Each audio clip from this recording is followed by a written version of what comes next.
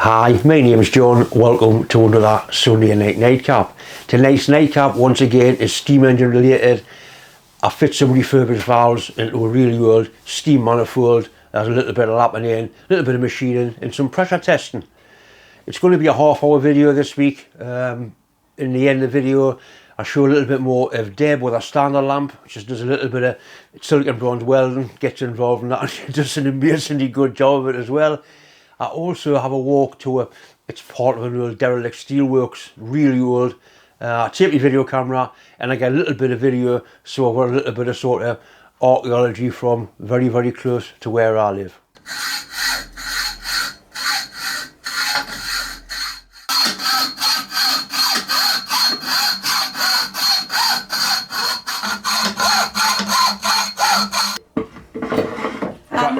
I'll not cut your table. No, don't cut the table. It's one of my pet hates that. But would you get us a little board? People call them witness marks. I think it's where some clumsy bastard's been on.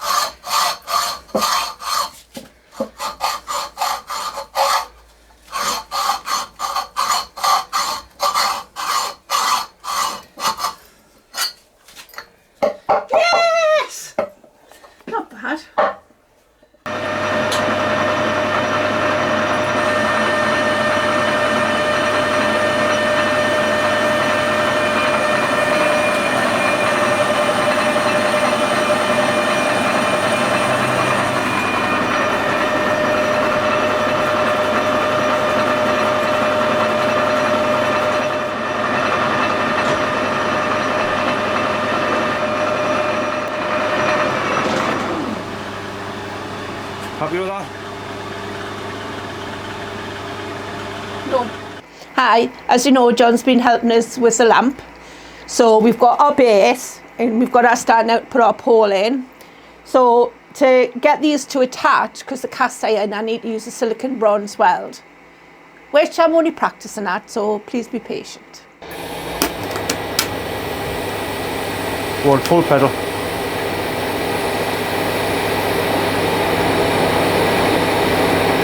If you go a little bit slower, you put some more metal.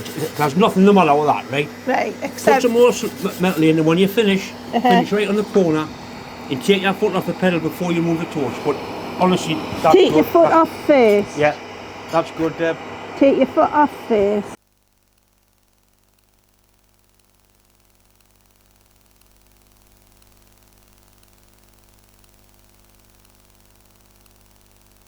That's the weld you've just done, yeah? Yeah.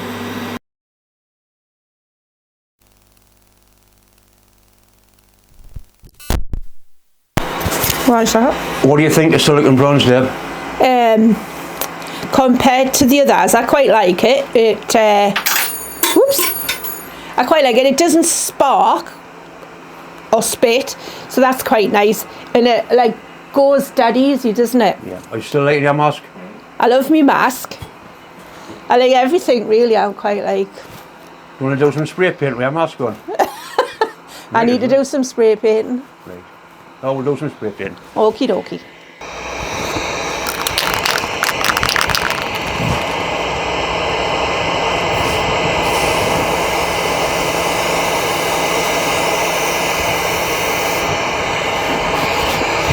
The wind's blowing. All right. Right, start here this side. So that'll be it. That's it. Like that. Yep.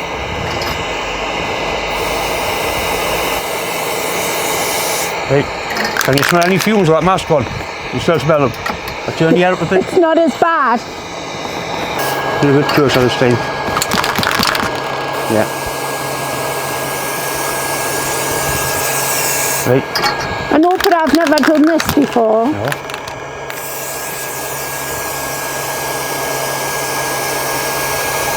Okay, we'll let that, what we'll do this little bit here, and then we'll let that dry.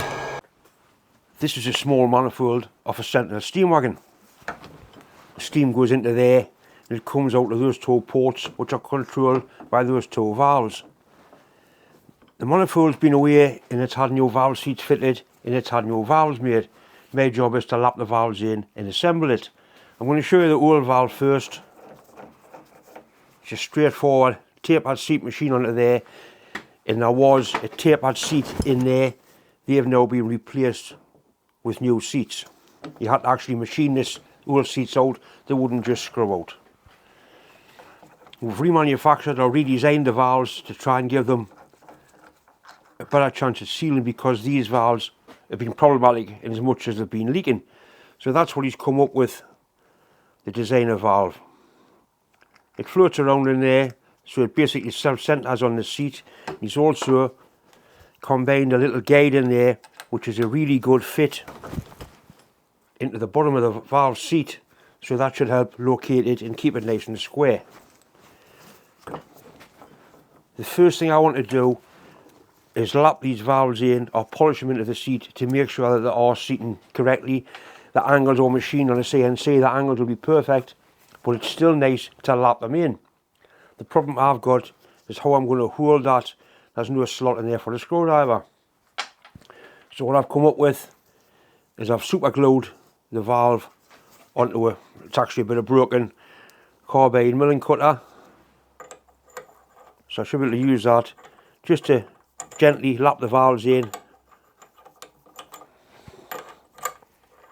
just to prove the seats, in fact, are perfect.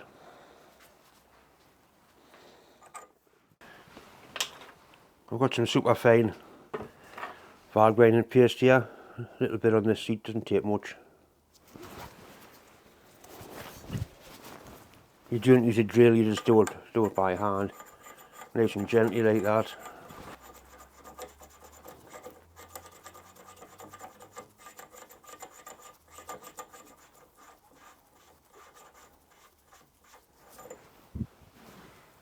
Right, when I look down in there, I can see a perfect mark around the valve seat.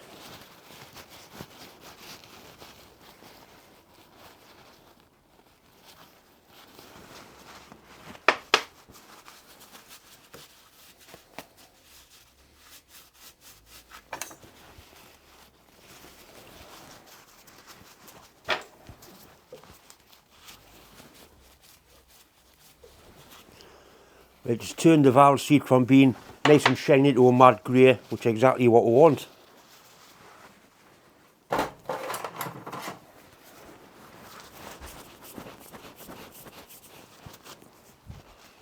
So the valve is seating all the way around, nothing at all the matter with that. Hope you can see in there. Nice new valve seats.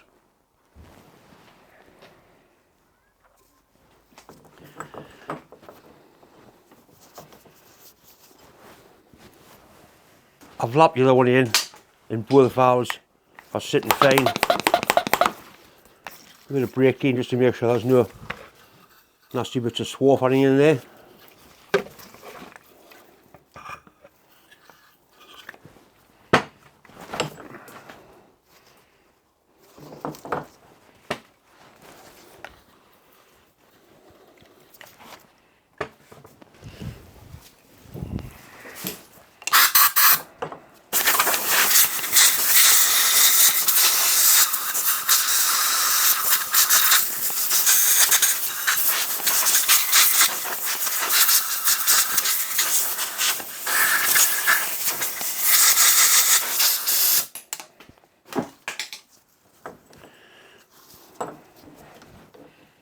I've stripped the valve into its component parts. We've got the little valve, then we've got the spindle body.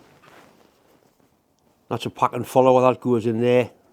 Then that top screws on, and then the handle.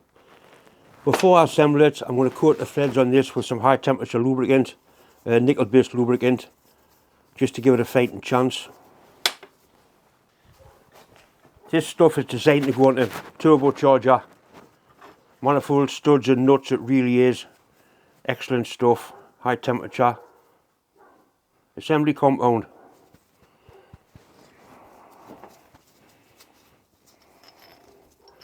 These parts have been CNC made. He's made a beautiful job with them. the fits and the tolerances are perfect. We've made sure that the fits are slack, because the problems we've had in the past with valves seizing up, so we've left plenty slack on them for them to sort of wiggle around, so to speak. Feels nice in there, and the little valve fits into there. I need a copper washer to go between here and the manifold. I've got 2 of them, I'll get them now. These are the original washers, they're still perfectly serviceable. All you need to do is soften them or anneal them. We'll do that by heating them up red hot, let them cool or quench them in water. That's a fire brick they're resting on.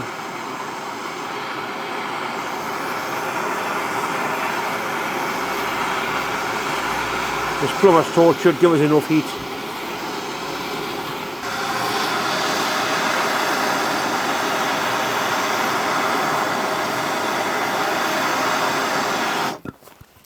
Right, a little bit of water just to quench them in it, helps to clean them as well.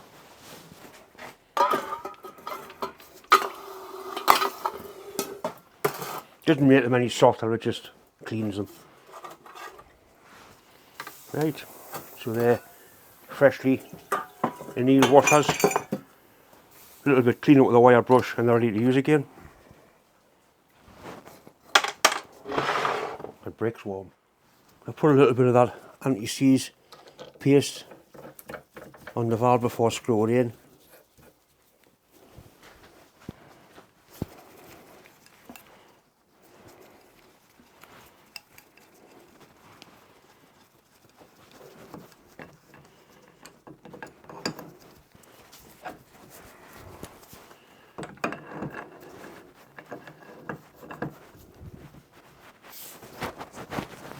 People frown upon adjustable spanners, but decent stuff. These are Baco ones.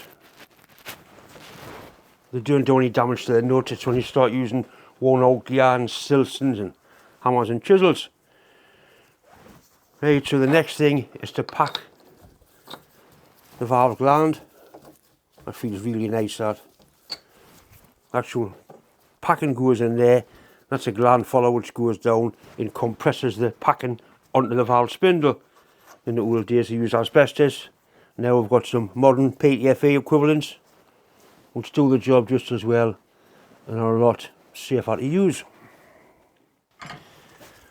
This is the packing we're going to use, and you don't wrap it round and round, you put it in what they call turns. So I'm going to cut some pieces to length. This is steam cylinder oil, steam oil, a little bit of oil in there won't do any harm at all. The packing has got graphite in, it's naturally graphite based packing.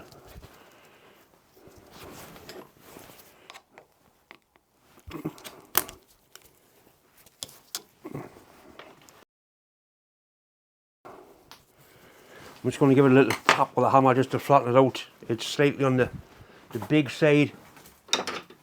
Once it goes in, it all amalgamates and does the job quite nicely.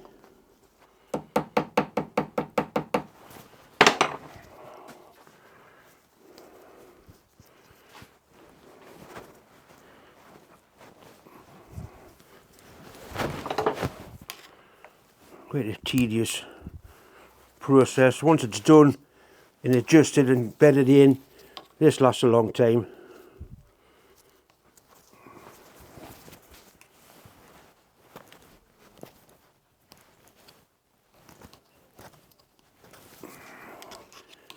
Just trim those little whisk-eye bits off.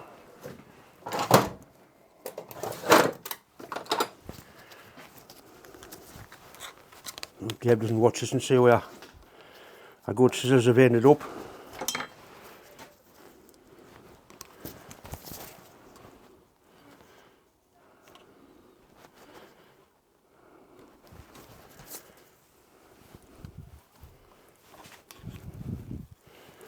Right, so that's one in. I've got a piece of tube I can use to push that down with. Just to go over the top of there and push it down. I don't know where I've put it.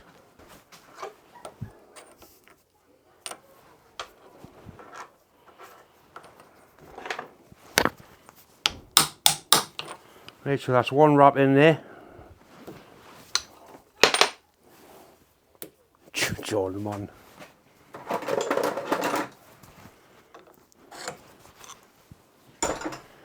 For the next one, we'll stagger the joint. We'll put the joint to this side.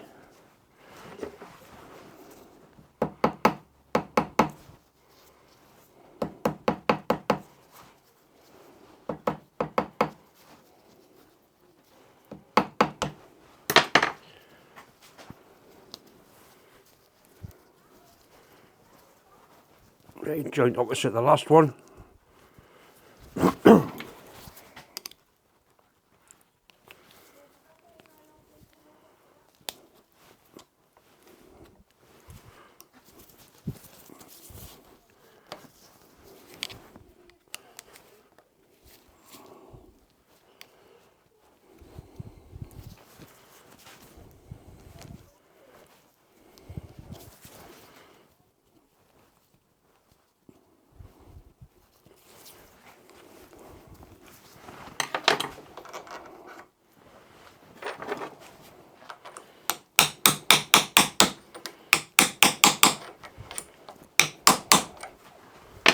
Right, so that's 2 wraps in, and I think that's all I'm going to get in, because there's a gap between the follower and the spindle.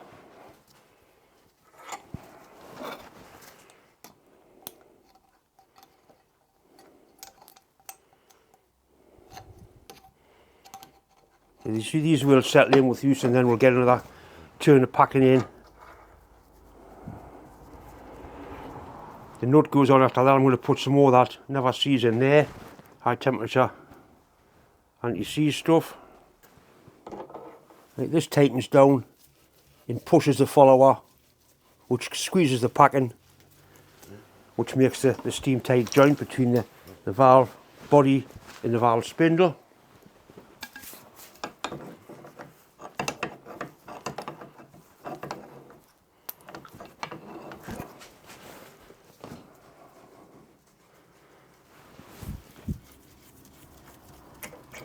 We may get one more wrap in there now. No, we'll not. We'll leave it like that.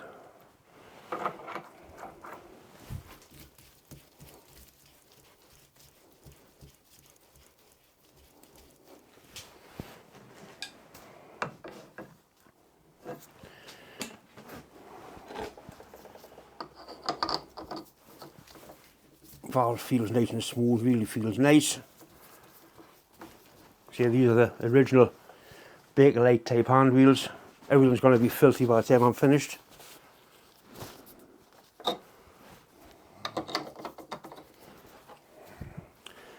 He's made some nice new bronze nuts as well to hold it all together. I'm sure I've got a spanner that'll fit that. I don't want to put adjustables on there and damage it.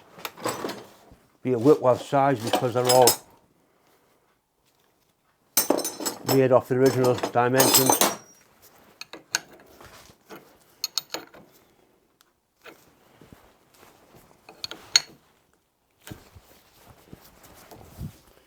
Right, that's one down, one to go.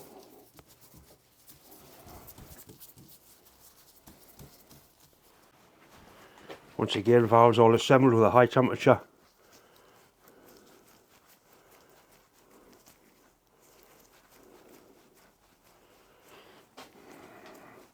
When the valve is fully open, there's also a seat on there and a seat on there. So when you fully open the valve, it seals the valve spindle off from the valve body, because these valves are normally either open or shut. You're doing sort of half open or want a little bit in, either fully open or fully shut. One of these valves is for the water lifter, and I'm not sure what the other one works. Could be an isolator for the whistle, I'm not sure.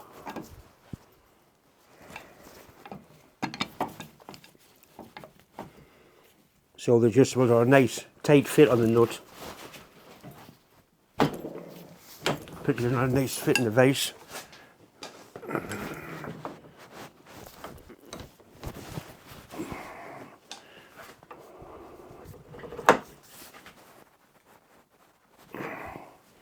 Nice and tight. Absolutely splendid, that. Lovely. Right, once again, packing down there.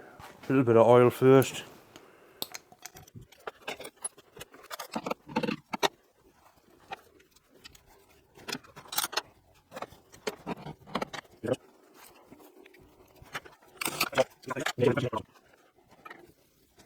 The fit of all these parts is really nice. It's a pleasure to do this, nice to work on. It's changed from drilling out snapped studs and horrible nasty things.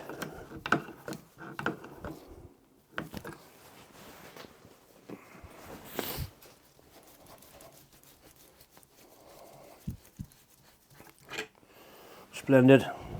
Enough gap there for adjustment.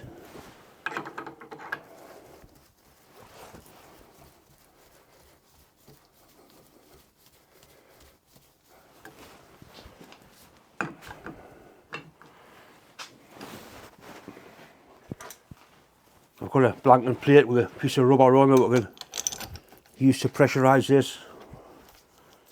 I've tested these before. That's the gear I used the last time.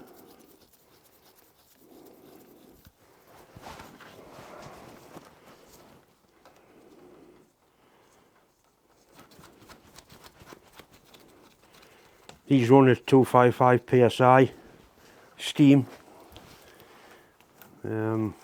which is quite a high pressure really.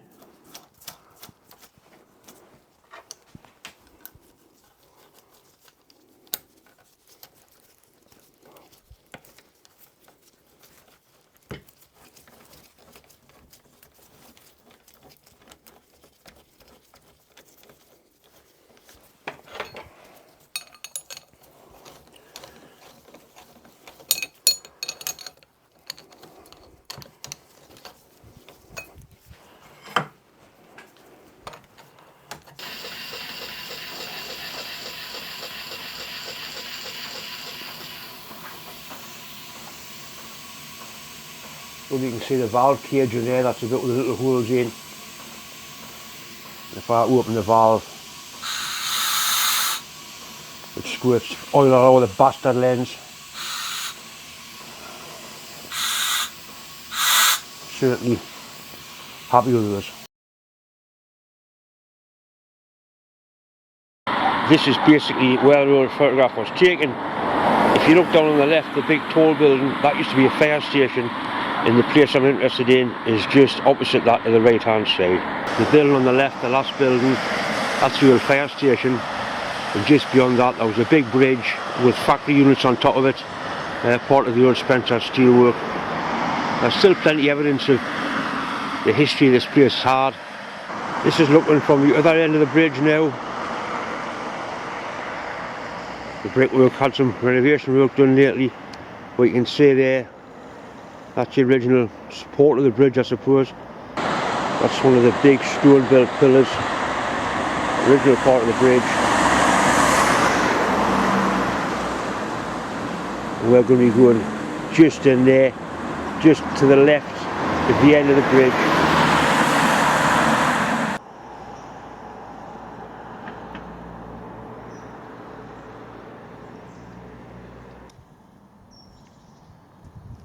You can see it's very overgrown and the fence is being pushed down, so I'm going to have a little look inside there just to see basically what I can see. There's two archways up there, like tunnels or flues. I'm going to have a look up and see what I can see in there.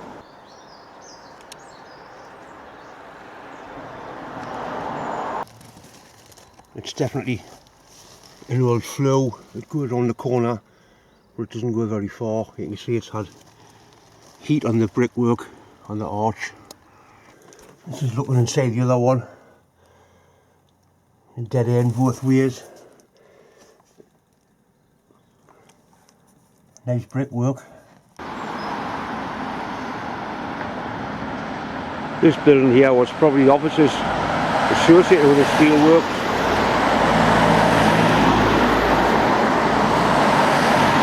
Been nicely restored, kept its original condition. I think the wall we're looking at is a wall that was being built in the old photograph, and just above it